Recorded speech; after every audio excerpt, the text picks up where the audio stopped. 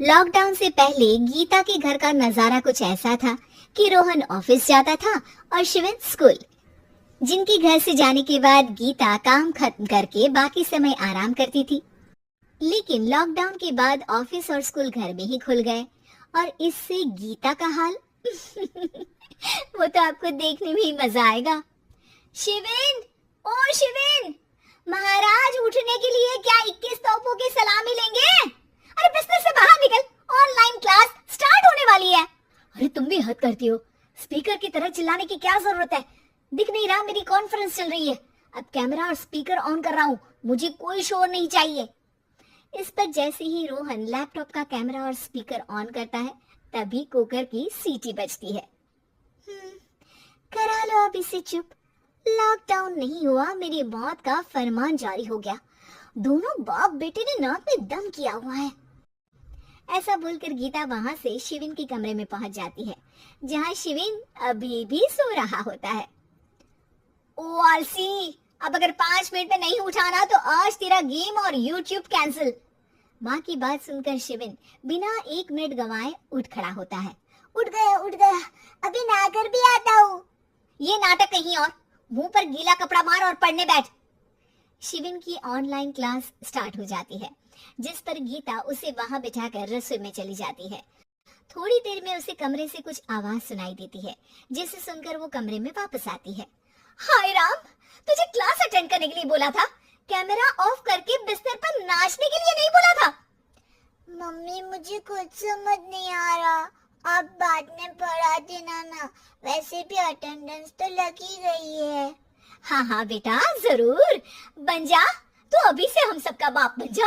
अरे नहीं मतलब कहाँ से लाते हो इतना दिमाग, और पढ़ाई करते हुए ये चला कहाँ जाता है? नाइस क्वेश्चन, दिमाग से पूछकर बता दूंगा। शिविन की बातों से परेशान होकर गीता उसे मारने के लिए जैसे ही आगे बढ़ती है तभी वो कमरे से बाहर भाग जाता है। अब शिविन आगे आगे और गीता हाथ में चप्पल पकड़े उसके पीछे पीछे पूरे घर में दोनों घूम रहे होते हैं। इसी बीच वो रोहन के पास पहुंच जाता है और शिविन को मारने वाली चप्पल रोहन के लैपटॉप पर जाकर गिरती है। ओए माँ! मम्मी, अब पापा को चप्पल मार रही हो? वो आज तक के रिपोर्टर, चुपचाप जाकर क्लास अटेंड कर ले, नहीं तो अगली तेरे पीछे लगेगी। इस पर शिविन वहां से चला जाता है, जिसके बाद रोहन गीता से कहता है, इस सर्कस के लिए कुछ बोलना चाहोगी? अरे क्या करूं, जब से तुम दोनों घर में रहने लगे हो, घर अपने आप ही सर्कस बन गया है और मैं तुम्हारी नौकर। कभी बेटी को संभालो तो कभी बाप के नखरे उठाओ। इन्हीं सब उथल पुथल में दिन बीतते रहते हैं, जिसमें हर रोज घर के अंदर कुछ नया सियप्पा खड़ा मिलता है, जो ज्यादातर शिविन और रोहन की ऑनलाइन स्कूल और ऑफिस से रिलेटेड ही होता है। एक सुबह, शिविन चलो उठ, आज की क्लास जल्दी है।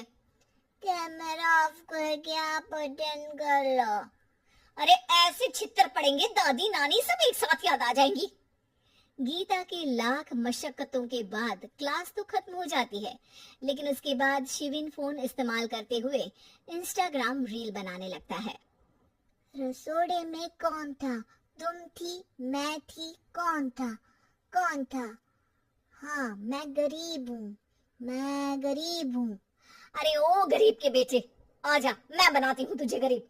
मैं बताती हूँ रसोड़े में कौन था। पढ़ाई करने बोलो तो इनकी माँ मर जाती है, और ये पागलपंतियां जितनी मर्जी करा लो। गीता शिविन को डांट रही होती है, तभी रोहन बीच में बोल पड़ता है। अरे बच्चा ही तो है, इतना गुस्सा क्यों कर रही हो? बेटे का साथ देने की इसी एक कोशिश में अब शिविन के साथ साथ रोहन भी गीता के गुस्से की सूली पर चढ़ जाता है। अगर बेटे पर इतना ही प्यार आ रहा है तो इसे क्लास अटेंड क्यों नहीं कराते? इसका होमवर्क क्यों नहीं कराते? उस समय तो बहुत जल्दी मीटिंग आ जाती है, वो काम मैं करूं और यहाँ इस बेफिजूली की चीज में तरफदारी करके बन जाओ महान। हे भगवान, कोई तो इनके ऑफिस और स्कूल खुलवाओ, मैं इन्हें और घर में नहीं सह सकती। अरे कुछ और मांग लेती, क्योंकि तुम्हारी ये विश इस साल तो पूरी होने से रही, कोरोना। हाय नास पिटे ने जिंदगी ही बर्बाद कर दी। खाए कोई पचाए कोई, कल मुझे चुन चुन कर सबको मेरी बद्दुआ लगेगी। उन्होंने दुनिया का और इन बाप बेटे दोनों ने मेरा जीना मुश्किल कर दिया। गीता वहां से चली जाती है, जिसके बाद रोहन शिविन से कहता है, अरे तुम्हारी मम्मी इतनी भड़की हुई क्यों है? आपकी वजह से पूरा समय घर में रहते हो और उस पर कोई काम कराने की जगह बस ऑर्डर देते रहते हो। अच्छा बेटे, सारा इल्जाम मुझ पर? पूरा दिन तो वो तुम पर ही चिल्लाती है। हाँ, मतलब दोनों का 50-50 है, कुछ करना पड़ेगा। वो कहते ना, make the best out of worst. I have an idea. वैसे तुम्हारी माँ सही कहती है, बहुत जुबान चलाने लगे हो, कम बोला करो। अगली सुबह रोहन और शिविन अपनी गलती को सुधारने के लिए गीता के उठने से पहले घर का आधा काम खत्म कर देते हैं, जिसे देखकर गीता खुश हो जाती है और फिर बाकी बचा काम वो तीनों मिलकर पूरा कर लेते हैं। जिसके बाद अब वो सब मिल बांट कर हर काम में एक दूसरे की मदद करते हुए लॉकडाउन का मजा लेने लगते हैं। और ऐसे वीडियोस के लिए चैनल को लाइक, शेयर और सब्सक्राइब करना ना भूले।